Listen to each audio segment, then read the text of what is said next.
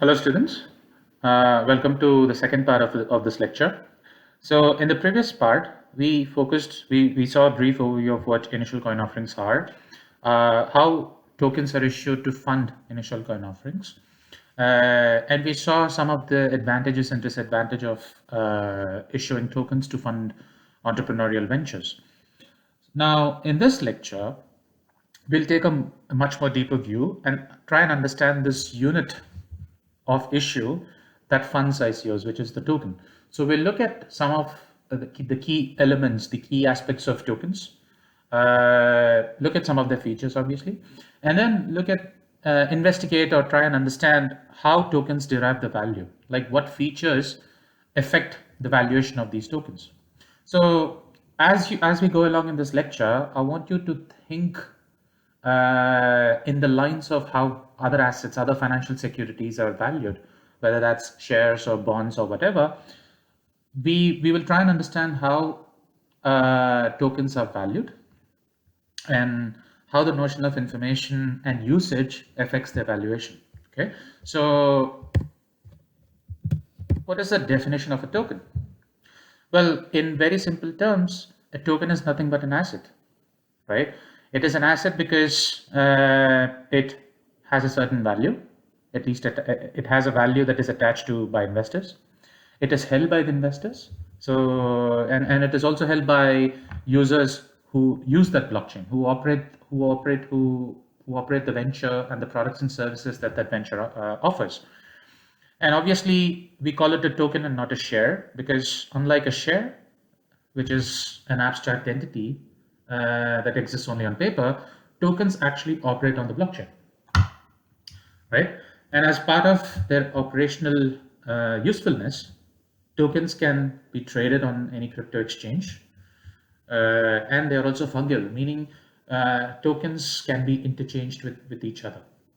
So you cannot distinguish one unit of a token, of the same token, with another unit, right? Both are interchangeable and both carry the same value, more or less. So in a sense, a token is nothing but an asset that provides a certain utility for users and investors using the underlying blockchain. Now, obviously, we have seen that tokens are issued as part of the ICO. And in general, the value of a token is based on three different elements. One is the role that the token plays, right? The second factor is the features of the underlying blockchain, the features of the underlying smart contract. And the third part is the purpose for which the token and the blockchain is being used. So these three factors together determine the value of a token. Now, looking at it more broadly, let's look at the different roles that a token plays. Depending on, obviously, the roles are these are not consistent across all tokens that are out there. So depending on the kind of features that the token provides, the kind of features that are incorporated and incorporated by the blockchain, and also depending on the type of products and services offered by the ICO venture, the roles played by the token differ accordingly. So if you look at the fundamental role of a token, in general, it provides a right to the holder of that token. So the holder of the token gets some form of rights, gets either ownership or gets some control rights, or could potentially gets rights to transact on the underlying blockchain ecosystem. So as part of this rights feature that are embedded in tokens, you can have multiple features. So what I'm trying to say here is the way in which tokens provide rights to their holders can be of multiple forms. So in one sense, the right can be exercised by the holder of a token. Now here I refer to a holder as either an investor who simply buys the token for investment for return purposes, or the user of the token, or the user who uses the token to access the products and services offered by the ICO venture through its blockchain system.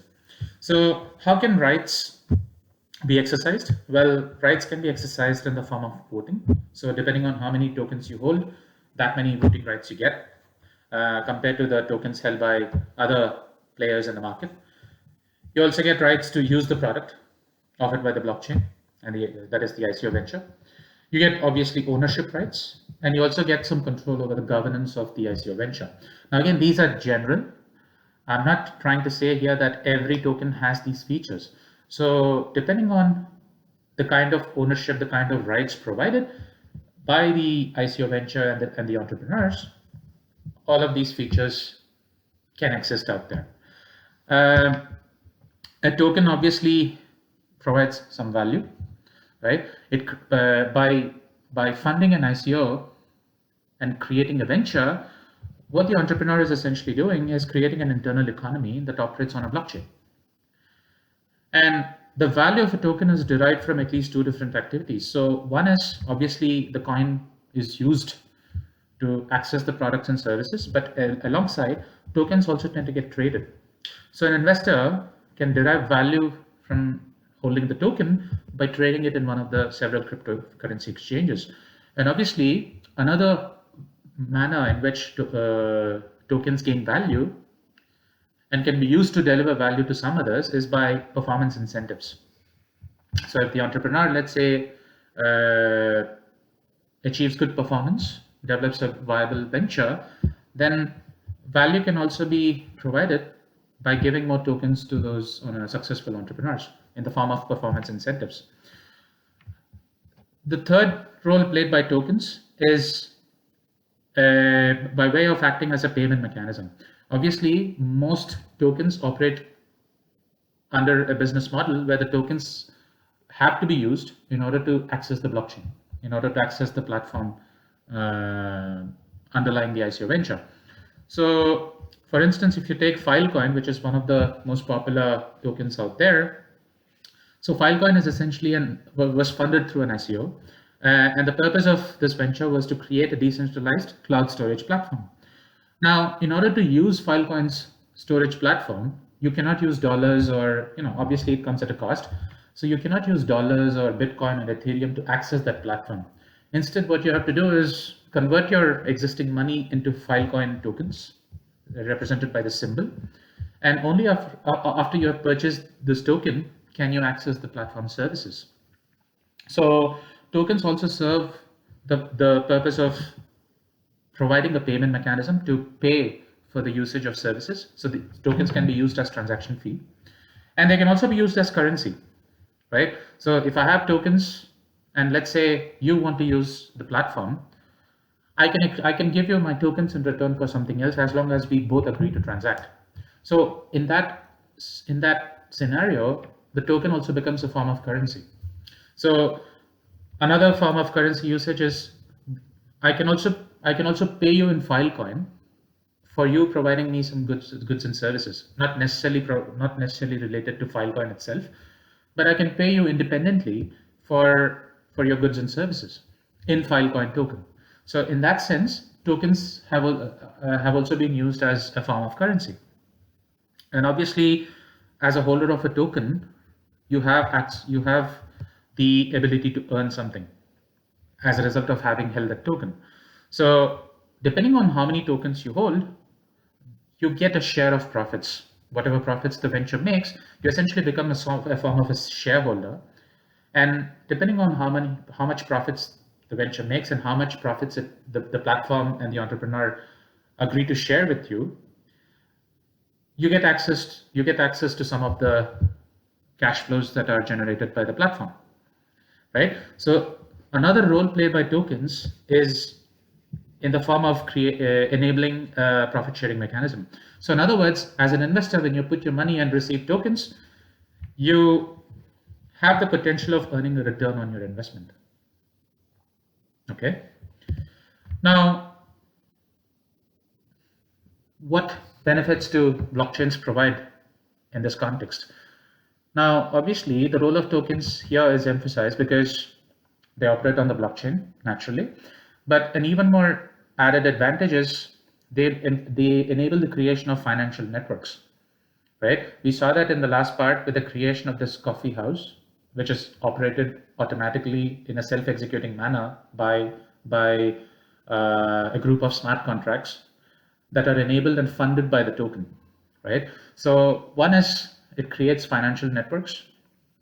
Second one is because the blockchain operates in a decentralized fashion, again, there is no single point of failure. So let's say even if the coffee shop burns down, as long as a copy of the blockchain is held somewhere else, the records, the financial records maintained by the coffee company will still be available somewhere. So there's no single point of failure in that context. And there is obviously no concentration of power because the entire blockchain operates in a decentralized manner. Now, most blockchains tend to have their own separate cryptocurrencies, in other words, tokens. For instance, if you look at the Ethereum, it has its own cryptocurrency called Ether. So I don't want you to make the mistake by saying that Bitcoin is a cryptocurrency and Ethereum is a cryptocurrency as well. Ethereum is not a cryptocurrency. Ethereum is the name of the blockchain. Okay, the cryptocurrency that is used to operationalize, to use the products and services provided by the Ethereum blockchain is Ether. Clear? So what happens is, in most cases, people don't end up creating their own blockchains. So entrepreneurs generally don't go through the pain of creating their own blockchains because it's a much more harder task. Instead, what they do is they simply create a smart contract based token on top of the Ethereum blockchain itself. So if you look at the Ethereum, there are virtually thousands hundreds of thousands of smart contracts out there, each of which represents an individual token, probably which funded an individual a respective venture of its own. Okay, and each of these tokens is again individually trading in some market, not the other. Clear? But again, the thing is, one point to note here is a blockchain can operate independent of whether there is a cryptocurrency alongside it or not. So the point is, you don't need a cryptocurrency to make a blockchain function. But because many blockchains, many ICOs intend to create some value and generate some value for the tokens, that is one of the primary reasons why many blockchains have their own cryptocurrencies. Okay, like for instance, here you have Filecoin, which operates a decentralized blockchain. But again, the currency, the internal currency used by the Filecoin blockchain system is this token, Filecoin token, represented by this symbol, right? But this is not a prerequisite. Now, token issuance has obviously become quite popular since 2016. And as you saw in the previous part, it has become popular amongst entrepreneurs because it offers them a quick way to raise funds. And in general, while there has been an explosion of ICOs in financial markets, the market has essentially become segregated in two forms. So two types of tokens are issued in general. One is called a security token, and the other is called a utility token.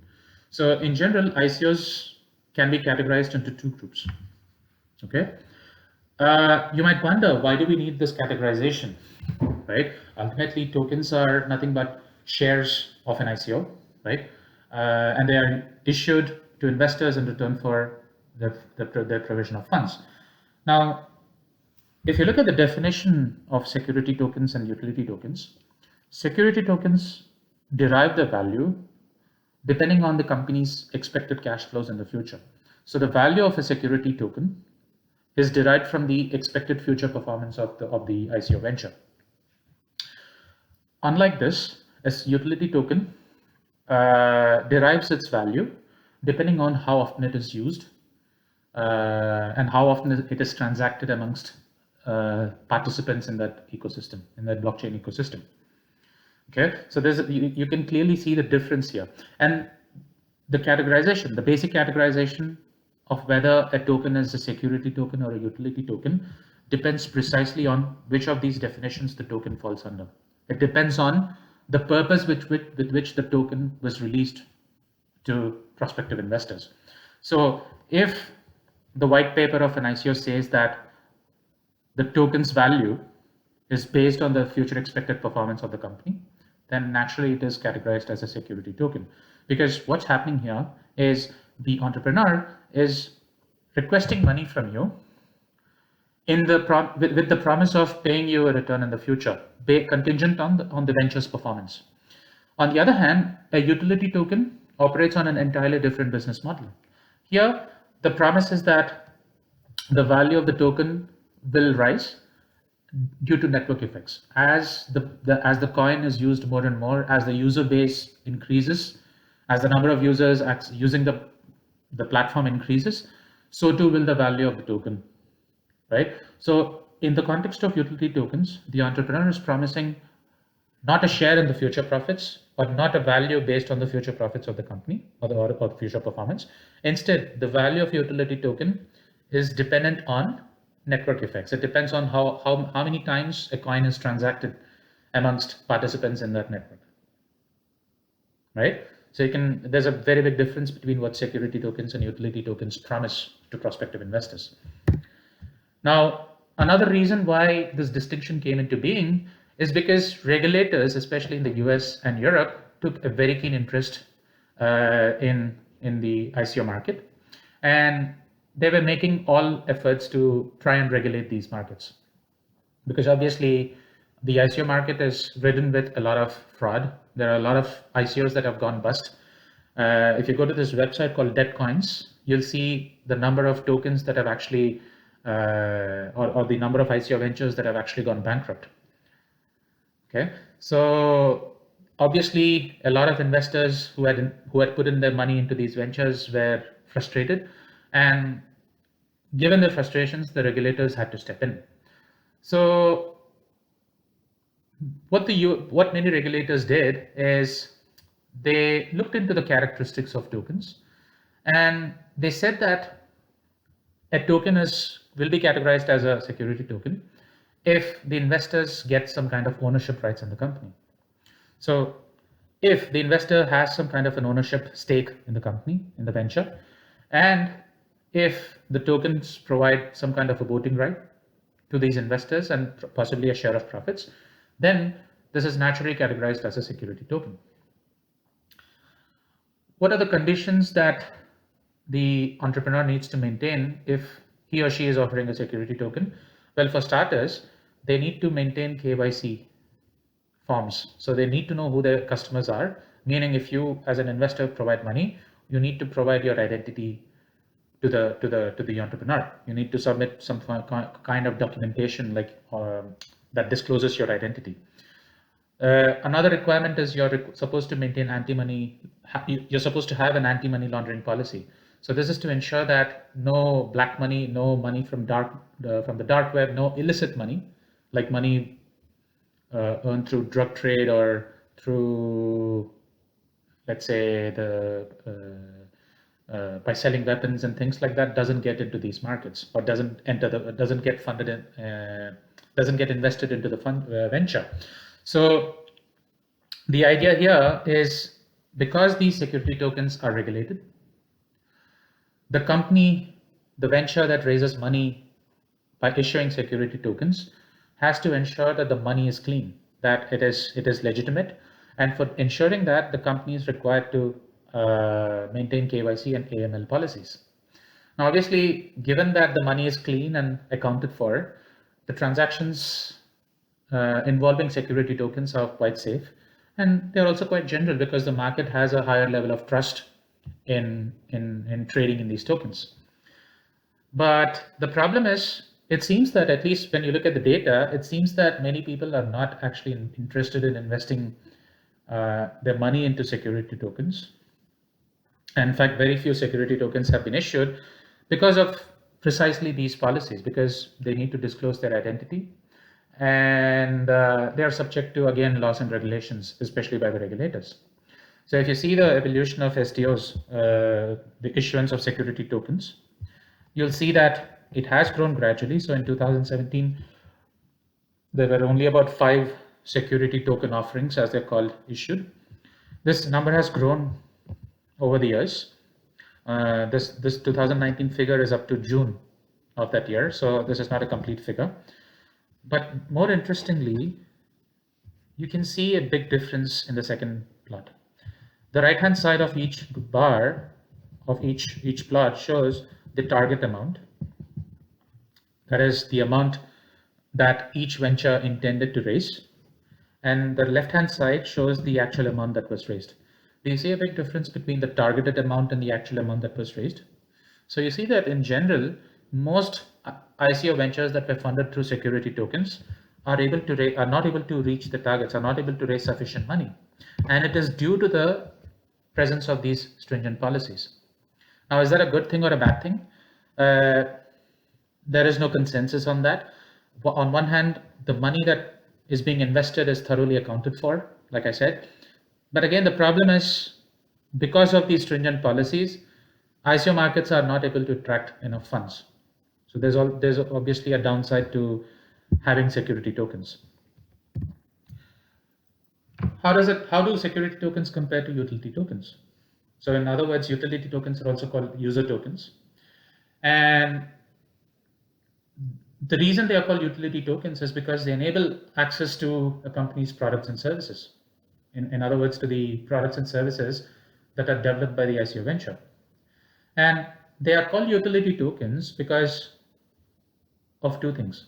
One is their value, their existing value, the discounted value today, is derived from their current utility, the current utility of all the users of those products and services, and also the future expected utility of those products and services. So the sum of the current and future expected utility of a token explains its current value.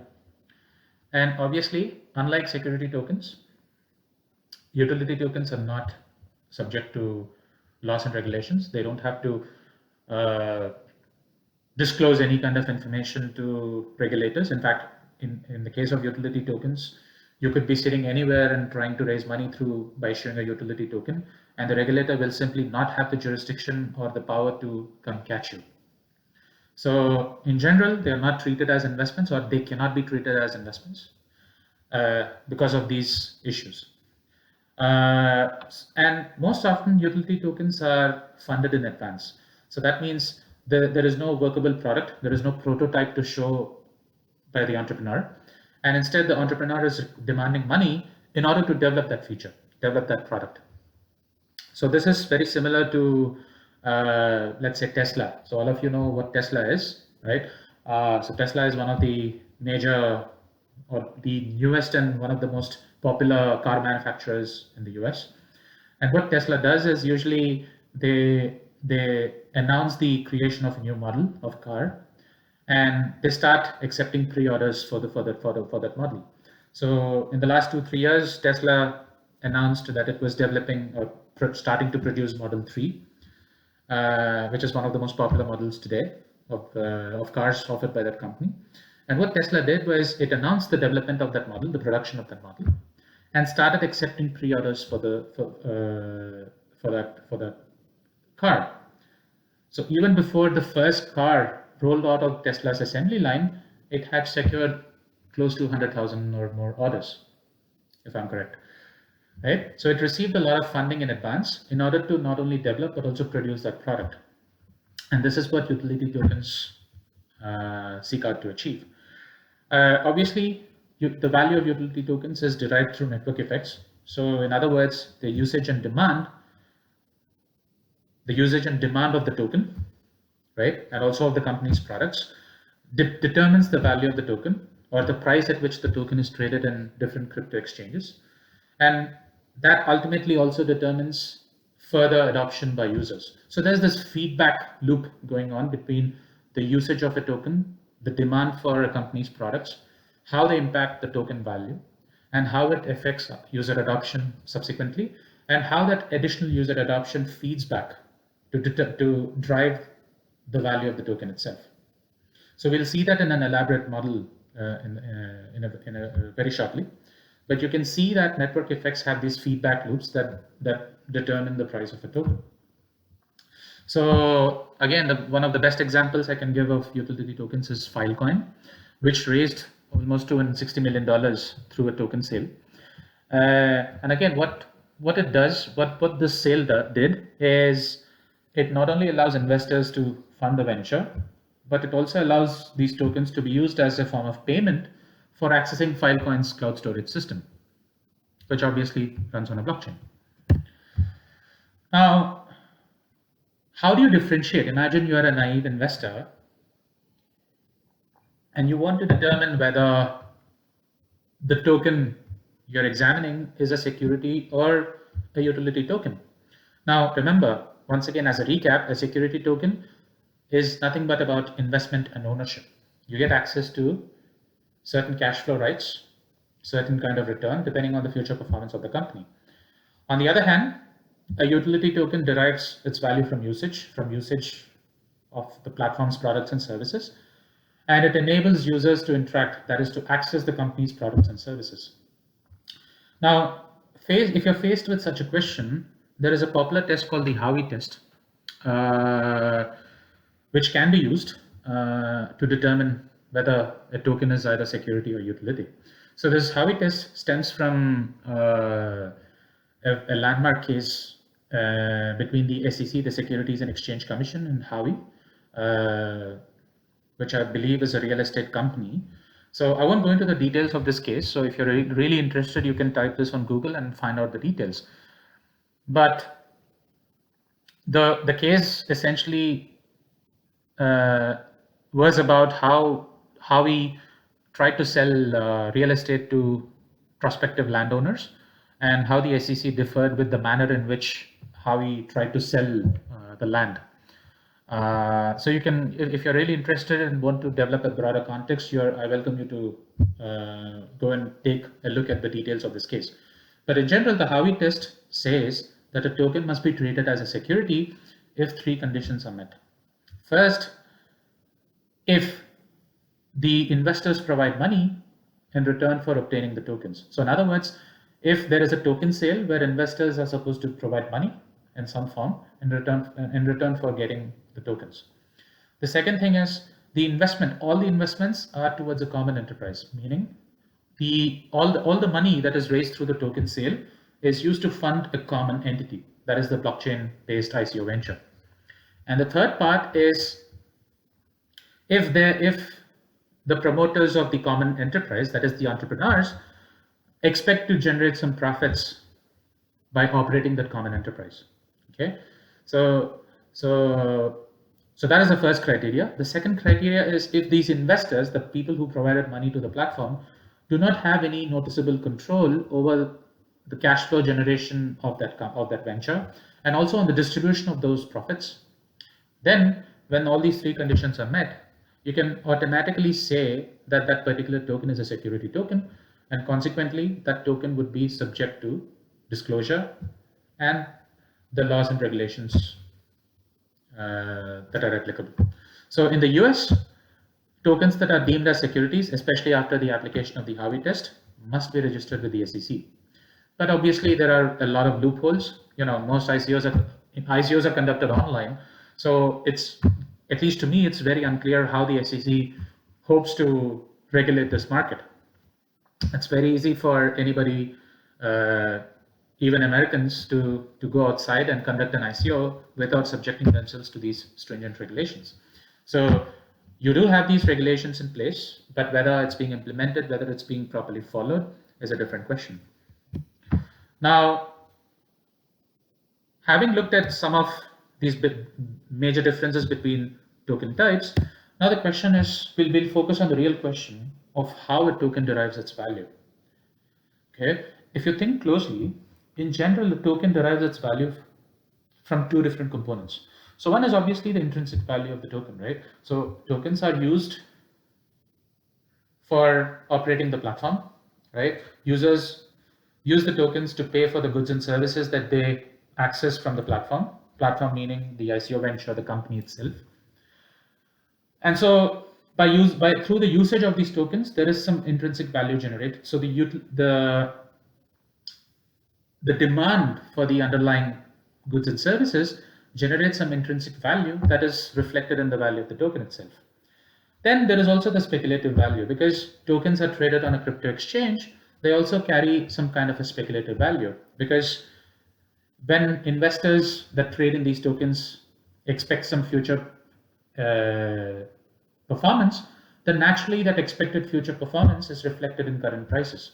So apart from intrinsic value, a token also derives its value from the speculative nature of token trades. Okay. Now, obviously, if the company, the ICO venture, hasn't really developed any viable product, meaning there is no intrinsic value in that product, then naturally the token is left to derive value only from the speculative nature, right, of its usage, of its trade in the market. So, in a sense, a token that has no intrinsic value is left to rely on speculative price support, right? But then the problem is if a token relies too much on on the speculative sentiment in the market, then it is obviously vulnerable to short-term investor expectations, right? So this is something you typically see even in traditional stock markets. So where companies, because they have to maintain a high stock price and ensure that the stock price increases, companies are forced to indulge in in meeting short-term investor expectations. So that's why they try as much as possible to show year on year. I mean, they try as much as possible to show increasing quarterly profits, and therefore invest in the short term rather than invest in the long term.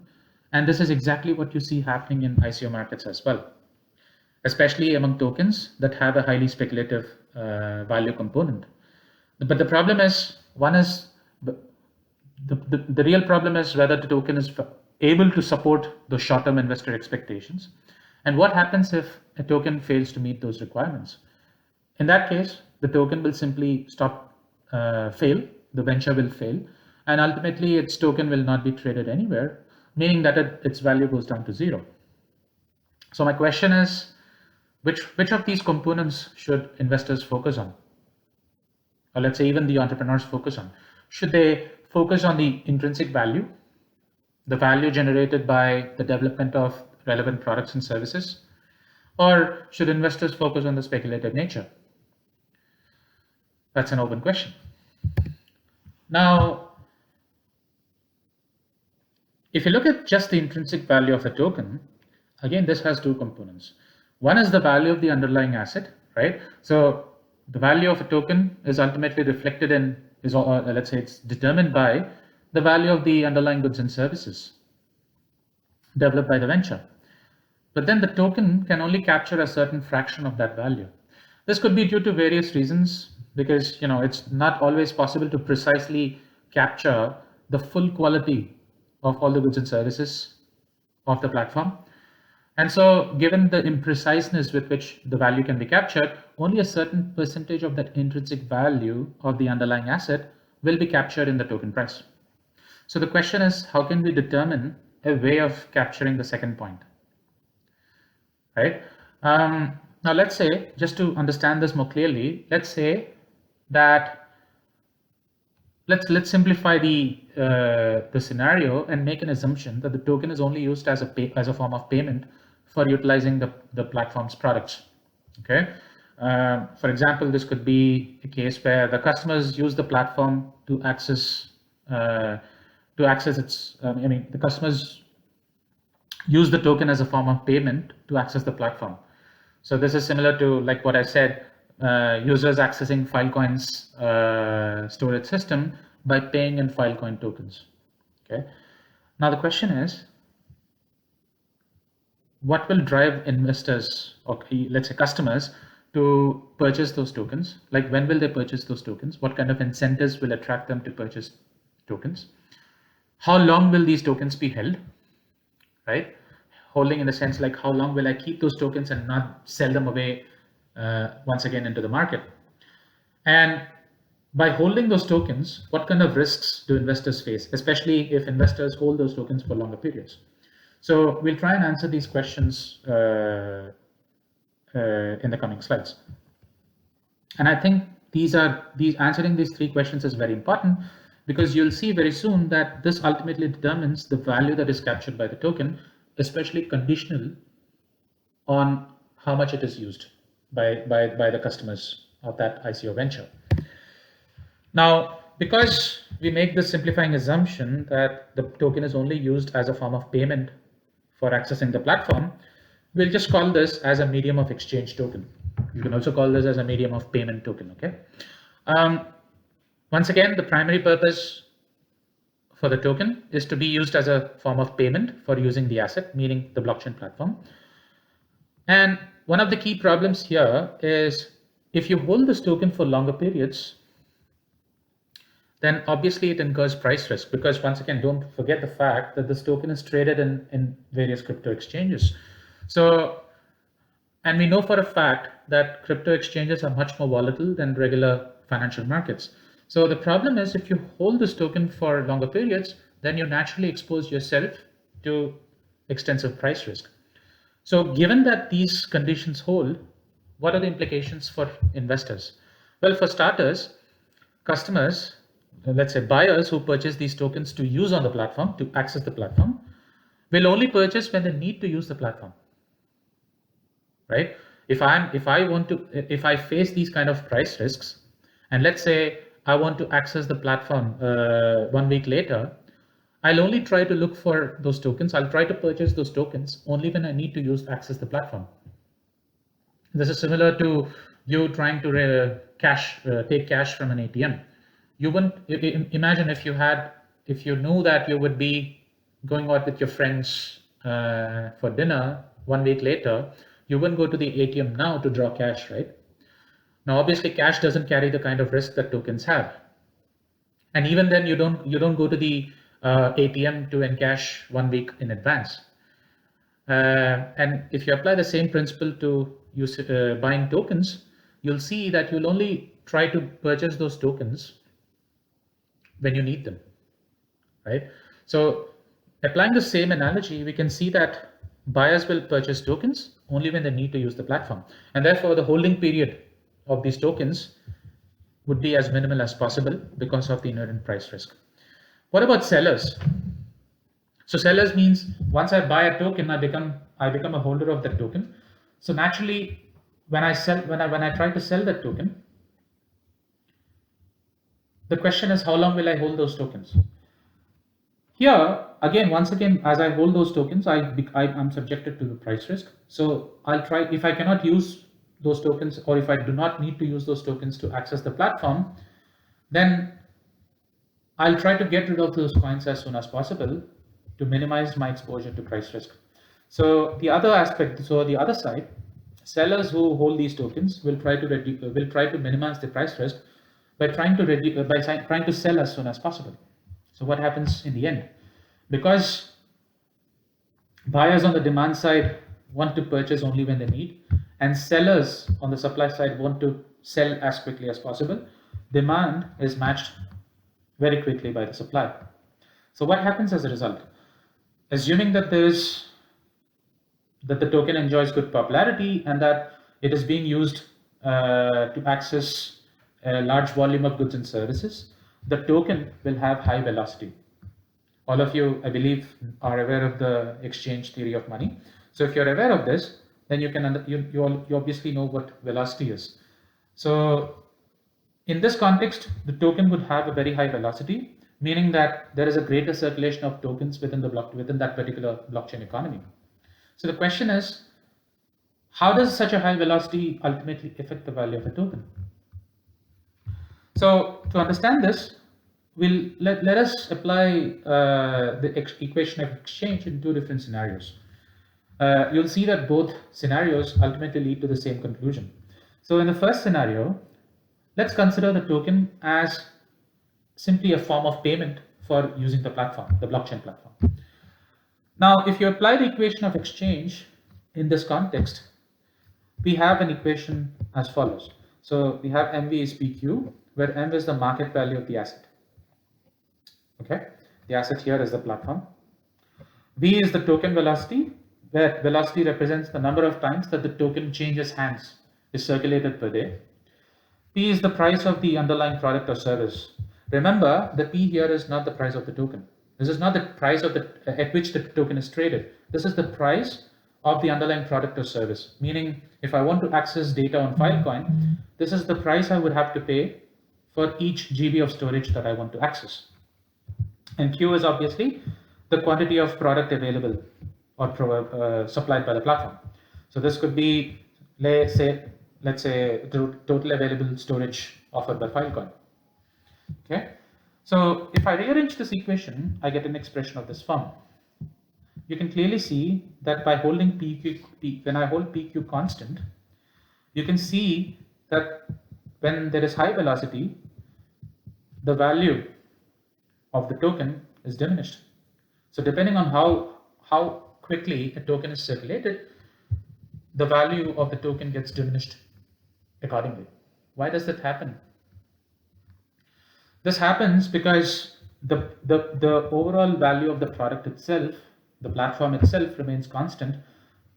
But what's happening is, because the token is getting exchanged very frequently, the value captured by those tokens gets diminished according to their velocity. So imagine, let's say the value of the platform is about $100 billion. If tokens are exchanged 10 times per day on an average, then the value captured by each token, by the token per unit time, let's say per unit hold time, would be about $10 billion. Now, if you take a more extreme case and say that the coins are exchanged 100 times per day, right, rather than 10 times, then the unit value captured by the tokens would only be $1 billion, right? So you can clearly see that although the value of the platform itself remains constant, the value captured by the tokens is becoming less and less as the velocity, as the circulation of those tokens increases. So very high velocity is not desired. You can also look at it from a different scenario, where instead of looking at the tokens as a form of payment, we can also look at we can also consider the fact that the token is traded on a crypto exchange as a security.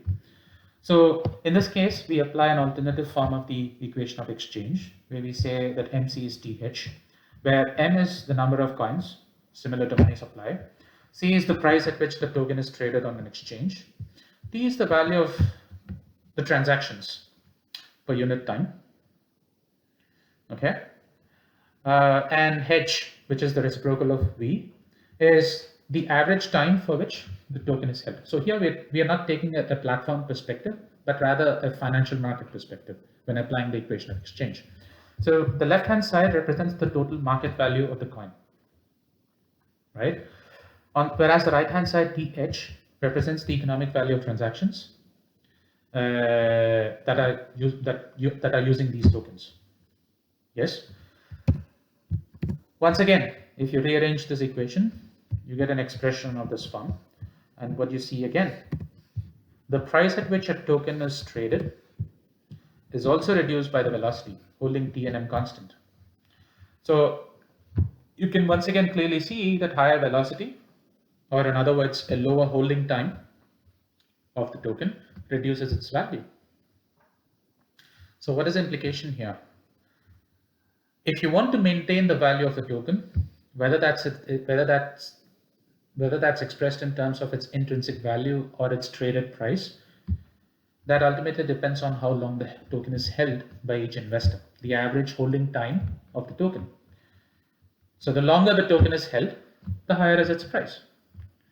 And we have seen that by applying the equation of exchange in two different scenarios, where we consider the token in one case to be used as a form of payment for the exchange of goods and services.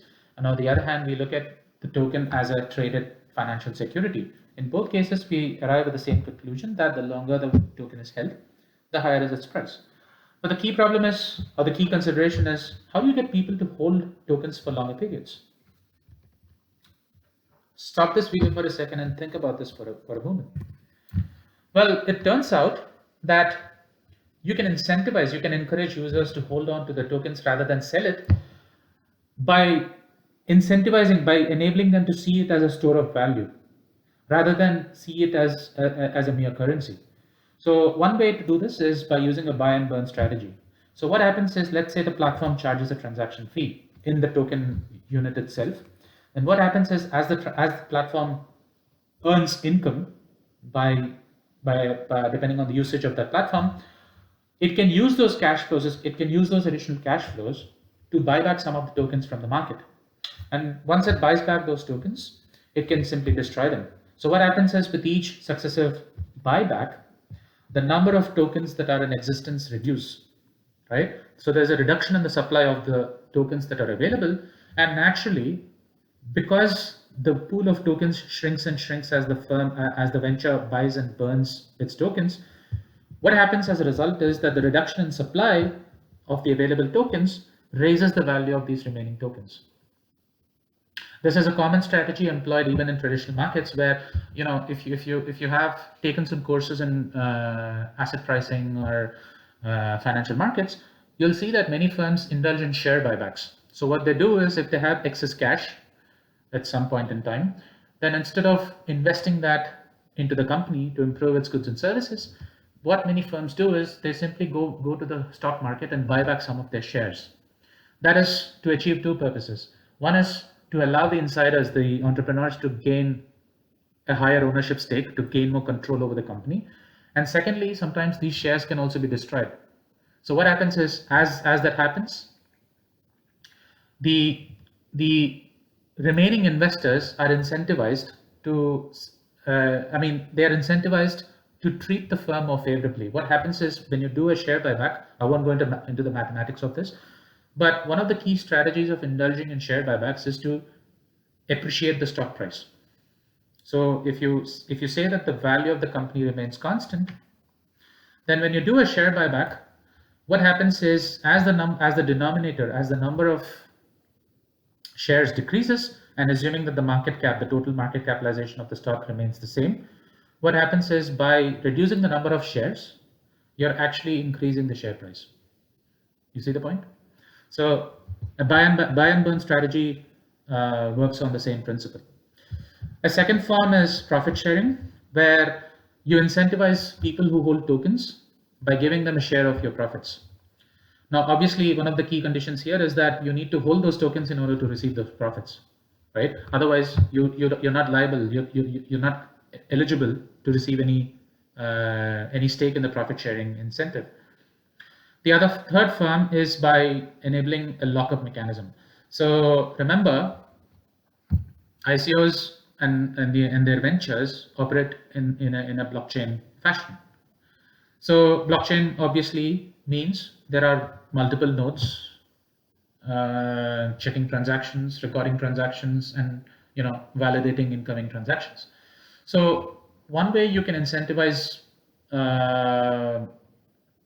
customers to remain to keep hold on to their tokens is by incentivizing them to lock up their tokens by, let's say, in the form of proof of stake mining. So you can incentivize at least some customers to become miners, to become nodes themselves, and the only way they can do this is by staking their coins. So if your blockchain employs a proof of stake consensus mechanism, then what you could do is, you could require some customers to stake some of the coins, meaning once they stake their coins, they cannot sell them anywhere. They are essentially locked up. And what happens is, if a customer stakes his or her coins and becomes a node of that blockchain, then they can earn some extra return by charging transaction fees. So whatever incoming transactions are there, they process them, and then they earn the transaction fee for having provided that service. So these are the three different mechanisms by which you can incentivize customers who hold tokens to hold on to their tokens rather than sell them out. One thing to ensure is, obviously these strategies are collectively meant to ensure that the velocity of the tokens goes down. But again, too low of a velocity is also not desirable. So there's this medium level, let's say, that is desirable, because even if you have too low of a velocity, it can still harm the company. Because if you have too low of a velocity, then that means that the token is not being traded much in the available markets. And what that would mean is, there is no liquidity. In other words, there is no demand for that token. So that is also not a desirable situation, because ultimately, if someone needs to trade in that token, they don't have an available counterparty because there is simply no liquidity, right? Now, Once again, utility tokens, derive their value from the collective usage of those tokens on the blockchain platform. And naturally, their value is not contingent on the platform's future cash flows. So it's not contingent on the financial performance of the venture itself. Now, the question is, to what extent does the size of the user base, the extent to which the platform is adopted, determine its value? So this is another important angle, because ICOs, because of the fact that they are decentralized networks, their success depends on network effects. So it's also important to look at the success of a token, the ICO, from the perspective of adoption by the user community. So tokens obviously offer a number of benefits. So if you look at it on the demand side, by creating a token, you're simply enabling transactions in a single currency, right? And also by creating a token, you're able to operate the blockchain venture through a set of smart contracts. So on the demand side, tokens offer a number of benefits. What about the supply side? Well, obviously, it's the entrepreneur who's creating these smart contracts, right? And they're obviously incentivized because by selling tokens, they're able to get funding and they're able to create a working product. And naturally, tokens have sizable network effects. I mean, they depend, in fact, on network effects, because depending on how many users you have, right, the more users you have, the more easier it is for you to trade in those tokens, right? Depending on the size of the user base, the tokens are traded accordingly. The popularity of the tokens, especially utility tokens, is determined by the number of users that are transacting in them. And the more there are users that are transacting in these tokens, the more is the liquidity available, meaning the more easier it is to find a counterparty. And depending on that, depending on the extent of usage, the utility of the platform is also determined by that, but by the extent to which the tokens are used. And naturally, if users and the general community is able to see that the usage of a token, naturally that also determines the extent of adoption by current and future users. So you can clearly see this workflow where more users implies more liquidity, meaning more easier to trade in those tokens. And naturally, through greater token usage, the usage of the blockchain platform also increases. And naturally, because of the greater usage, the utility of the platform itself increases, and that naturally drives greater user adoption. And in fact, if you look at it in the real world, most social networks that are out there actually rely on the same principle. In fact, they owe their success to these network effects. If you take Facebook or Twitter, how did they grow from being very small startups, essentially starting in a dormitory, to becoming the giants that they are today? They simply rely on these network effects. They gained popularity because they were easier to use. And as they added more and more users, more and more people started using those platforms, exchanging information with each other, right? And that naturally drove the utility of the platform. And what it did was, if your friend was on Facebook, if all your friends were on Facebook, then naturally you were also encouraged to become a Facebook user. And that is what adoption is, user adoption is. And those are the dynamics that determine the success of ICO ventures, of blockchains in general, okay? Now, in general, the utility of a token depends on three elements, okay? One is obviously user-specific needs. I will only use the blockchain platform if I have a need for it, right? So one of the key elements of how utility is derived is based on the requirements of the users. So if my requirements are met by that platform, naturally the utility of the platform also increases, and the tokens itself. Now, the second element is the number of users that are using that platform, right? And third one is the productivity of the platform itself. Users prefer platforms that are more productive compared to platforms that are less productive, right? Productivity could be in terms of the kind of features that are offered, the smoothness the efficiency with which those products are delivered. It could be in terms of cost. If a platform is more cheap, and if it's able to conduct its operations more quickly, then naturally it attracts more users. So the productivity of the platform in general is also another key driver that determines the utility of the blockchain economy and of the users itself. So then, faced with these three criteria, users must decide whether they want to adopt the platform, whether they want to get on board.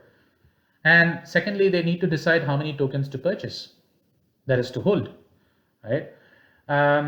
Again, the problem here is depending on how many tokens they decide to hold, that naturally affects their exposure to price risk. So there's always a trade-off between holding tokens and getting exposed to the associated risks. So we'll try and understand this using a very simple model. So this is a model which connects the user adoption to the value of a token. So this is from a paper by Kong, Lee, and Wong, which is titled Tokenomics, Dynamic Adoption and Valuation. So here you'll see how a token derives its value from the utility of usage, and how the change in utility of usage of the token facilitates user adoption, and how that user adoption ultimately affects the value of the token itself. So imagine there is this platform, the blockchain platform, the ICO venture, that experiences a positive productivity shock, A. Now this productivity shock could manifest in several forms. It could be because the platform suddenly is able to run at a much quicker pace. Let's say the blockchain platform is able to process transactions in a much more quicker manner. Maybe the blockchain has been incorporated with a new feature that enables cheaper transactions to take place. Or maybe the blockchain is embedded with a set of new features that provide a much richer user experience. So all of these could constitute a positive productivity shock. So conditional on such a positive shock occurring, you naturally see that the productivity of the platform increases, and this is in the present time. So we start by looking at the impact of change of a positive productivity shock in the current context today, in the present, and how that naturally improves productivity, right? Obviously, because there is a positive productivity shock. But what happens is, because of this positive productivity shock, the utility of the platform, the token flow utility, increases as well, right? And naturally, if the platform and the underlying token experience a higher utility because of this productivity shock, then this attracts more users. And what happens? This increase in the number of users naturally feeds back, because when more users join, the utility of the platform also increases alongside, because when more users join and access this platform which has higher productivity, then naturally more users will transact in that token. More users will attach a greater value to that token, and that collectively improves the token utility further. But is that all? Well, not truly. The authors of this paper show that one segment from which a token derives its value through greater adoption is in the present, but additionally, tokens also derive value from future increases in expected utility. Okay, so if users anticipate not only productivity increases today, but if users also anticipate productivity increases in the future, then what happens is, once again, this feedback loop gets going. So if users anticipate a better productivity even in the future, then that naturally increases the future utility of the platform, right? This naturally is bound to attract many more users to the platform, right? Which again has a feedback loop and therefore increases the future utility of the platform once again, even further. And this is naturally reflected in the future expected price of the token, right? And if investors today are gauging all these future patterns, then naturally the future expected price or the increase in the future expected price will be reflected in even amongst the current users. So when users, customers, investors see that additional increase in utility not only today but also in the future, then naturally this attracts even a larger number of users into the platform today, because they see that it added increase in utility and the benefits that come from it. So what happens is expectations of greater productivity, not just today but also in the future, naturally operates through these feedback loops to facilitate greater user adoption.